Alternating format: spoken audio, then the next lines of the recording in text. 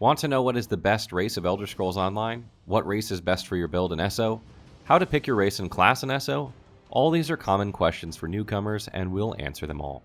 The Elder Scrolls Online has passed its 5-year anniversary, so it's understandable that the game has gone through many changes during that time. One of the most important ones came with the Wrathstone update in February and March of 2019. Nearly all racial passives for each race were changed, markedly shifting the meta. One of the most frequent questions I'm asked is, what ESO race should I play? And in this video, I will aim to answer just that question. Should I worry about race and racial bonuses? While race is not the most important component of your build in ESO, their passives do have an impact, particularly in more challenging content or PvP. Many players start out not knowing what commitment level they will have to the game, and oftentimes they become much more hardcore than they originally intended. For this reason, it does make some sense to spend time researching what race to play, even if you don't anticipate playing in any serious capacity. While you can change your race later if you really want to, it will cost you money, and a bit of investigation could save you nearly 30 USD. It is also important to know that races are locked into factions in ESO. Each faction has 3 races, and Imperials are also available as a special buy that allows you to join any of the alliances. The alliance you belong to only has one effect in modern ESO, which locks you into the faction's group in PvP. This is not a big issue for most newcomers, but you should check out the factions page to familiarize yourself with what they stand for, just so you know the company you'll keep. You may also unlock any race, any alliance for 1500 crowns in the crown store, but be mindful you cannot change factions after character creation. How do I pick a race in ESO? There are 2 parts to selecting your character's race. On one side, there's roleplay purposes. Maybe you want to roleplay an unusual Khajiit raised by High Elves who has discovered an aptitude for magic. Maybe you want to roleplay a fierce Dunmer warrior, or maybe you're trying to make your character match your own looks and discover High Elves don't have dark hair, so you have to pick a Wood Elf or human instead. The second part of race selection is optimization for the best possible build. If this is the route you're taking, it starts by thinking, what is my playstyle?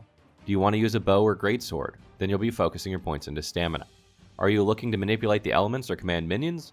Then you're looking at magicka and spell buffs. Do you want to be an unbreakable wall of undisputable power? Then you'll be looking for health and stamina boosts. To begin, we'll start with the races of the Aldmeri Dominion, since it's the best, who are led by the valiant Queen Erin. The 3 races here are Altmer, Bosmer, and Khajiit, and they all have different focuses. Altmer. The High Elves, or Altmer, arrived in Tamriel thousands of years ago from old Aldmeris. They see themselves, perhaps justifiably, as the ruling race of Tamriel. They are highly cultured people known for their breathtaking architecture and massive libraries of histories and creative works. They tend to be isolationists, largely remaining on Somerset Isle, and only emerge when they perceive a great threat to their homeland. They are powerful mages and warriors, and the de facto leaders of the Aldmeri Dominion. The following are the racial passives of the High Elves. Please note that where applicable, I've only covered the max rank bonuses. Just looking over their racial passives, you can see that the High Elves are more tuned towards the magicka side of things rather than stamina. This means it's ideal to use them as either magicka DPS or healers, because they both take advantage of the spell damage and max magicka increase. These types of builds use staves and are akin to mages in other games, so if you wish to play a mage-like character, High Elf is a good choice. Additionally, they have an intriguing passive in Spell Charge, which grants them 645 stamina if they have higher max magicka, and 645 magicka if they have higher max stamina, every 6 seconds if they use a class ability. This is both good for PvP and for tanking. In PvP, players will often CC you, forcing you to break free or die. Since this uses stamina, and magicka builds usually have much lower stamina pools, you will need all the stamina you can get. And when tanking, you'll have more stamina than magicka, which allows you to gain magicka every 6 seconds. You can use this magicka for damage shields or other skills that boost your survivability, making it a valuable passive. Bosmer. The Wood Elves or Bosmer are mischievous, curious, and nimble. Because their homeland of Valenwood is often attacked by Colovian Imperials, Wood Elves are experts at the art of defense. They are also gifted archers, perhaps the best in all of Tamriel. The capital of the Aldmeri Dominion, Eldenroot, lies in the heart of their homeland. It has evolved into a center of political and cultural importance, and is of vital strategic importance in the battle to control Tamriel. Looking over the passives, you can see that Wood Elves are more inclined to be stamina-based characters, and ones that incorporate some amount of stealth into their gameplay. This means they will use some combination of martial weapons like bows, swords, and daggers. Stealth is not particularly useful for PvE content outside of questing, but is useful in PvP. And though max stamina is good for tanking, stamina recovery is not, because stamina recovery ceases while blocking, which tanks do constantly. These bonuses place Wood Elves squarely into the stamina DPS category without much flexibility if you're looking to optimize. Khajiit. The population of the proud feline Khajiit has dwindled in recent years following a devastating outbreak of Nahat and flu. They owe a great debt to Aran, Queen of the Elves, for her help in restoring order from chaos that followed the plague. They have a wry wit and a hedonistic outlook, but they are fearsome on the field of battle. They are the strong arm of the Aldmeri Dominion. The Khajiit racial passives are a bit of a mixed bag and really facilitate any kind of play, though perhaps not quite as good as some other races. Being harder to detect when sneaking and increased chance of pickpocketing marks the Khajiit as a stealthier character. This helps them with some questing, stealing, and PvP. Consider selecting the Nightblade class when choosing Khajiit if you plan to PvP. The reduced detection range makes them much harder to find. Khajiits also benefit from higher critical strike chance because of their crit damage and crit healing bonus, so be sure to use gear that has this stat. The second alliance we'll cover is the Daggerfall Covenant, who are led by the High King Emmerich.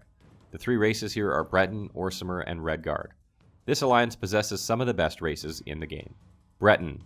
The men and women of High Rock were once ruled by High Elf overlords. Some elven blood still runs in their veins, giving Bretons an innate grasp of magic that distinguishes them from the other human races. Passionate and flamboyant, intelligent and resourceful, the Bretons are renowned and talented craftsmen, shrewd merchants, gallant cavaliers, and inventive wizards. They can also be proud and quarrelsome. Tales of warfare between the kingdoms of High Rock account for much of their history, but most revere the 8 divines and value prosperity over glory. Bretons have a heavy focus on magicka and thus make very good magicka-based DPS or healers. The cost reduction of magicka abilities in combination with magicka recovery gives them excellent sustain, allowing them to DPS or heal longer before needing to use a potion or heavy attack to regain magicka.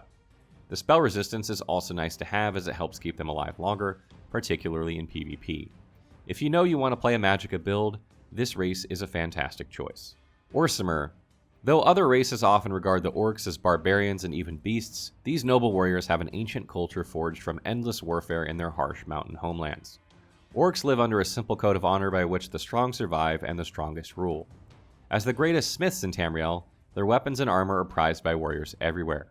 During the reign of the Second Empire, when the Kingdom of Orsinium was finally granted provincial status, its restoration helped solidify their devotion to the new Daggerfall Covenant. Orcs have a heavy focus on the use of weapons, putting them square into the stamina DPS category. Their extra health and healing also help should they decide to tank or PvP. Their sprint cost reduction and movement speed increase also help tremendously with PvP, where you need to sprint often and can help them catch their prey or escape if they find themselves in a bad situation.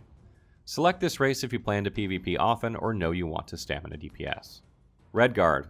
The Redguards of Hammerfell are talented and athletic warriors born to battle.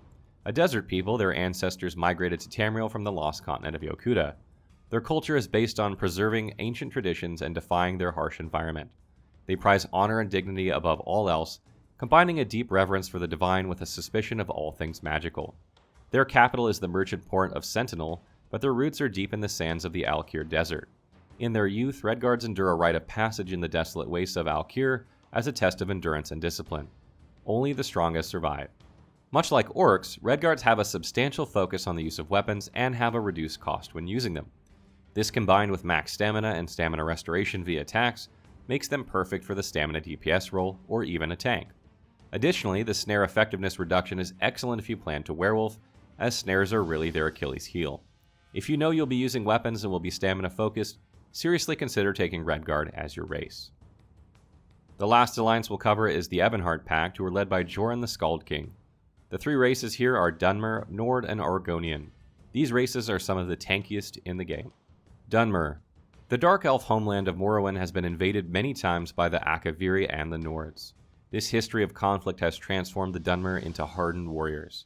They also have a natural affinity for magic and great intellect, making them skillful sorcerers.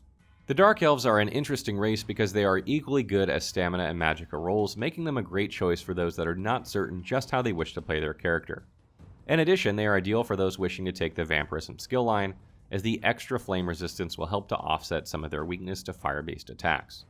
Consider taking this race if you can't decide between stamina or magicka, or you know you want to be a vampire. Nord. The Nords once conquered most of Tamriel, and as a result feel a certain entitlement to rule. They broke the power of the Aelids, nearly drove the High Elves out of High Rock, and conquered much of Resdayn, the precursor to Morrowind. The Nords are excellent with arms. They are quick to anger, boisterous, and strong. They are natural-born warriors who fight with an ecstatic ferocity that terrifies their enemies. Nords are very tough to kill and should be considered by those that wish to tank as their primary role or for those that wish to PvP, as extra physical and spell resistance goes a long way in both of these cases. The increased ultimate generation is also ideal for both of these, since ultimate abilities often determine the victor in Cyrodiil, and it can really improve your effectiveness in group content. Select this race if you know you want to tank. Argonian. The Argonians are possessed of cool intellect and are well versed in the magical arts, stealth, and the use of blades. They are also guerrilla warfare experts, long accustomed to defending their borders from invaders. They often serve as the scouts and skirmishers for the forces of the pack. Argonians used to be one of the worst races in the game, but they have been one of the best for some time now, and they are the ideal race to choose if you plan to be a healer because of their increase to healing done. They also make very good tanks because of their health increase and their ability to regain many resources when they consume a potion. These same passives also make them one of the best PvP races in the game, since all of these things are useful in Cyrodiil, tanking or not. The last race on our list belongs to no alliance, and that is the Imperials. This race is only obtainable if you purchase the Imperial Edition upgrade from the Crown Store, otherwise you will not have access to it. The Imperials reside in Cyrodiil and the Imperial City, with its proud empire now collapsed due to a Daedric invasion. Imperials make ideal tanks not only because of their bonuses to health and stamina, but because they regain all three resources when they deal damage, and have cost reduction for all abilities. Tanks use both stamina and magicka quite regularly, and regaining them really helps out. Health is just an added bonus. These same qualities make them a decent choice for PvP as well, though not as good as some other races. Final thoughts. One of the biggest misconceptions I see regarding the best race is that it is somehow tied to a class. This is not true 90% of the time, and I have noted when a class dovetails nicely with a given race. Which race is right for you is largely dependent on what you plan to do and what resources you plan to pump your attribute points into. And since new players don't always know what they want to do, it can be hard to make a good recommendation.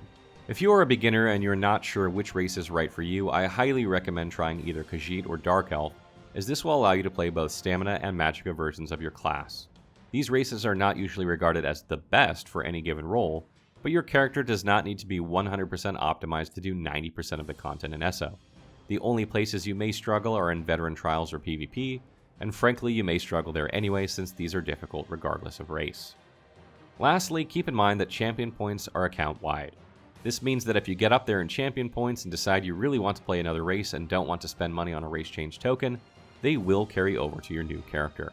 It is quite normal for players to figure out what they really want to be a good time after they begin playing, and this makes it a bit less painful. Don't be afraid to roll a new character if you aren't happy with what you chose. Stay tuned as we bring you some more Elder Scrolls Online build guides and we cover the performance of the game.